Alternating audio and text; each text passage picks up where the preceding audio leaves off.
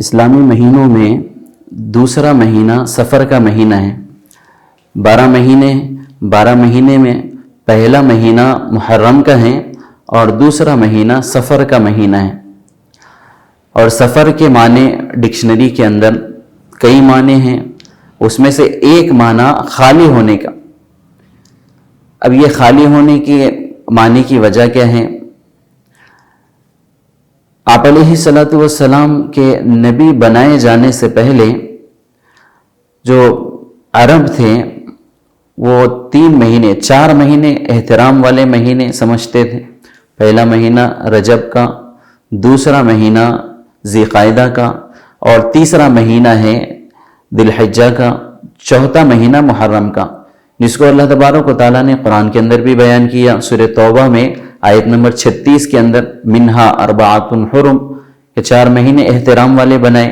تو ان 4 مہینوں میں مذہبی عبادات کے اندر لوگ مشغول ہوتے تھے، جنگ وغیرہ سے بچتے، لڑائی جھگڑے سے بچتے، اور جیسے یہ مہینے ختم ہوتے تو جنگ کے لیے نکل جاتے تھے، اپنے گھر خالی کر دیتے۔ تو 3 مہینے ایک ساتھ، ذی القعدہ، ذی الحجہ اور محرم، یہ 3 مہینے جیسے ہی ختم ہوتے تو سفر کے مہینے میں نکل جاتے تھے، تو سفر کا مہینہ سارا گھر خالی ہوتا تھا۔ دوسری بات یہ ہے کہ سفر کے ساتھ سفر المظفر، یعنی مظفر کو بڑھایا جاتا ہے یا خیر کو بڑھایا جاتا ہے، سفر المظفر کہا جاتا ہے یا سفر الخیر کہا جاتا ہے۔ اس کی وجہ کیا ہے؟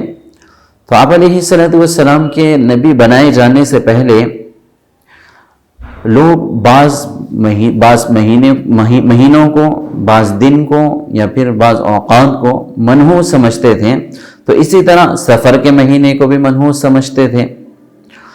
تو اس لیے سفر کے ساتھ مظفر یا خیر کو بڑھایا گیا۔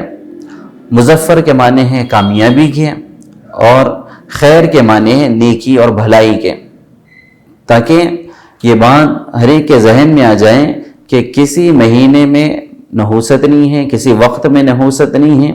اللہ کے نبی علیہ الصلوۃ والسلام نے احادیث کے اندر اس کی صراحت کی ہے کہ مہینہ منحوس نہیں ہوتا، کوئی وقت منحوس نہیں ہوتا۔